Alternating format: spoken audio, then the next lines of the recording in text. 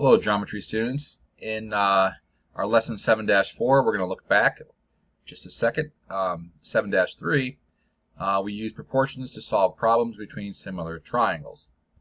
Now, we're using proportional parts within triangles. And we're also going to use proportional parts with parallel lines. And we have new vocabulary, and this would be called the mid-segment of a triangle. Along with this, there is a property. It's called the triangle proportionality theorem. If a line is parallel to one side of a triangle and intersects the other two sides, then it divides the sides into segments of proportional lengths. So what they're saying here is that AB divided by the BC is going to be in the same scale factor, basically, as AE. Oops, not BC, I'm sorry, AC. Oh, no, that's not right. Wait a minute. Let's rephrase. AB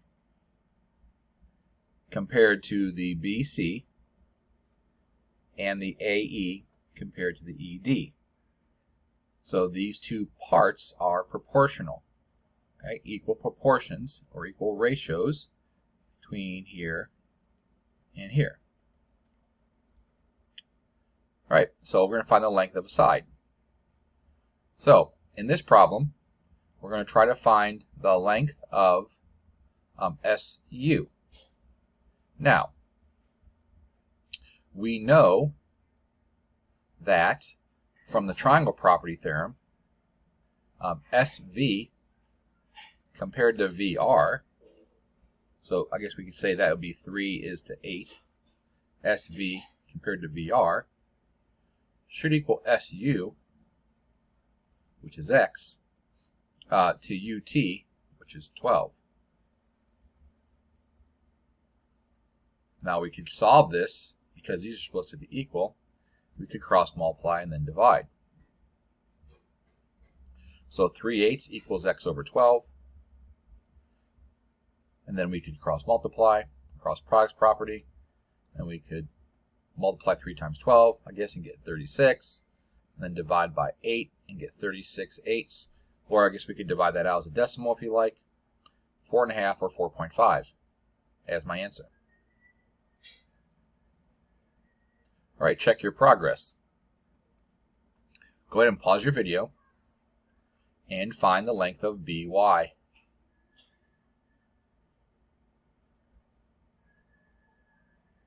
Okay, if you got 15.75, let's see why we can get that, all right? So we're going to have, based on the fact that we know AC is parallel to XY, that we know that 4 is to 10.5 is in proportion, right, with the 6 is to X. And we can cross multiply and we get 4X, and then I think 10 times 6 is 60, and half of 6 is 3, so this gives us 63. And then 63 divided by, add some zeros here, let's divide that by 4, and you get 1. Bring down your 3, there's my 5, that would give me 20. Subtract, bring down my 0, that'd be 7, bring my decimal point up, that'd be 28. 2, bring down my 0, and 5, 15.75.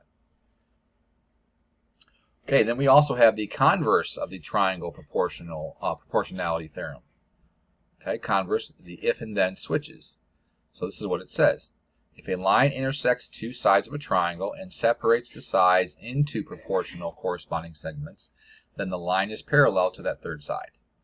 So basically, if we know AE compared to EB is in proportion to CD compared to DB, then that's telling us that these two sides, or this, it must be, right, this side here, the ED side of the smaller triangle, has to be then parallel to the third side. All right, determine if the lines are parallel. So we're going to have our triangle here, and we have the known fact that DG, right, equals 1/2 of GF. Okay, so we know that there's a ratio over on this side that DG, right, divided by GF is equal to 1/2, because we could just divide this like this on both sides, GF on both sides, so we get the ratio to be 1/2. Now it's also true, right, that 18, right, and if this is 36 and we take 18 divided by 36, we also get 1/2, right? So based on the fact that these are proportional, that should then tell me that GH should be parallel to FE.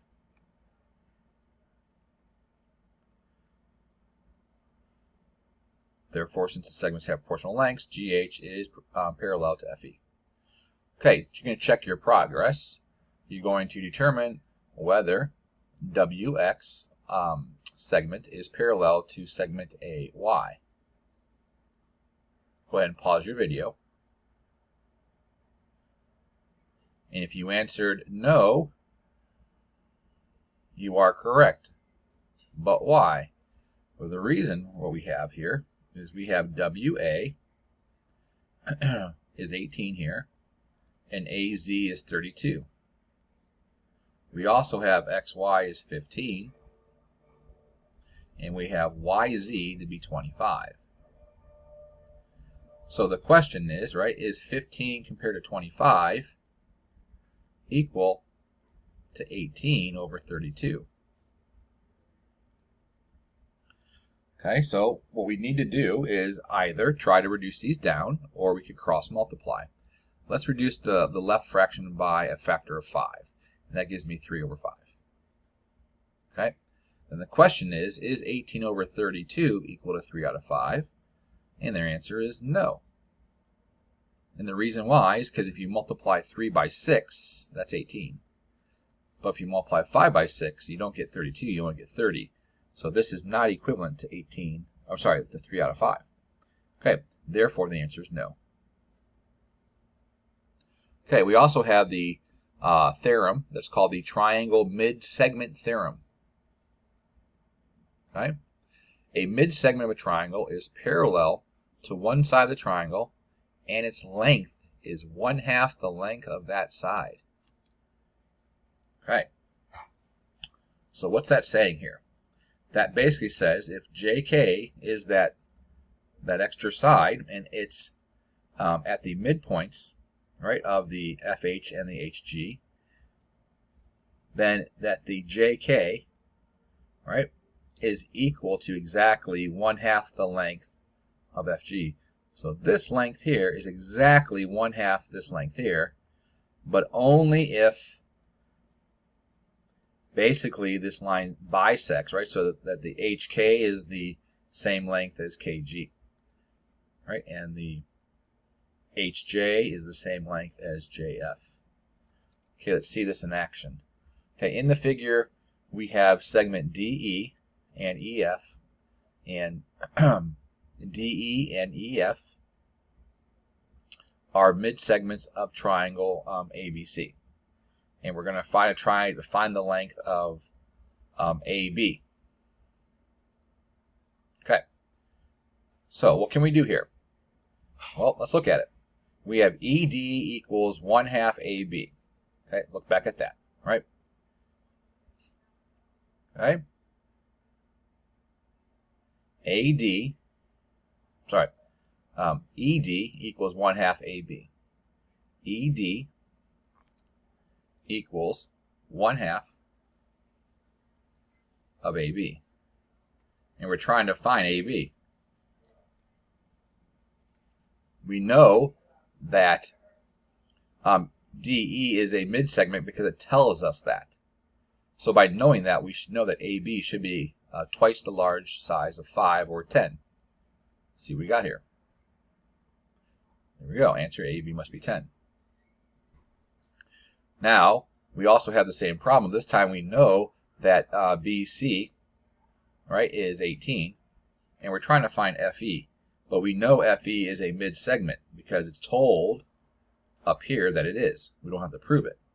So we know that the relationship is that this should be exactly half the size of this one. All right.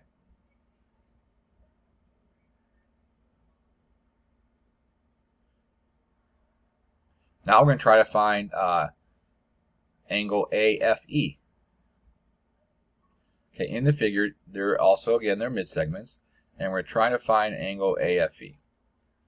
Okay, now we know that this side is 18. I'm sorry, is 9.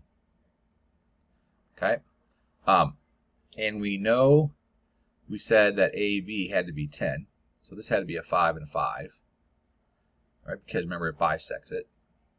So what we're trying to figure out, right, is what's the angle of AFE? This angle right here. Okay, I'd like to know if we can determine that.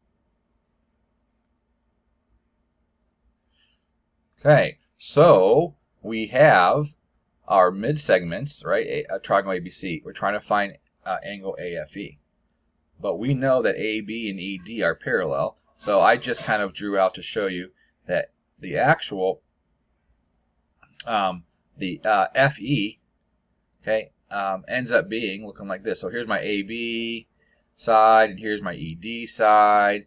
Right, and here comes the FE. So it's a little you can't if you draw it off separate, you can see it.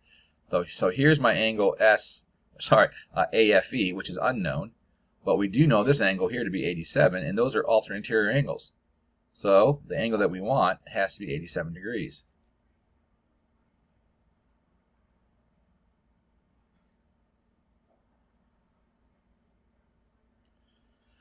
Okay, in the figure, DE and DF are mid-segments. Find the length of BC. Good. Pause your video. If you said 16, you are correct. How do we know that? We know, since they are mid-segments, this 8 and this side length, right, have a relationship of being a 2-to-1 or a 1-to-2 ratio. So we're looking for the larger length, so therefore this is going to be 16. We've got to double the 8. All right. Now that we know, checking your progress, we're going to find length DE. Well, since AC is 15, right, we should be able to figure out that DE, good, pause your video, good, is equal to 7.5. It's half of 15. Then we're going to try to find AFD. Okay, AFD should be congruent to the FDE because of the same alternate interior angles. Therefore, pause your video, and if you said 122 degrees, you are correct.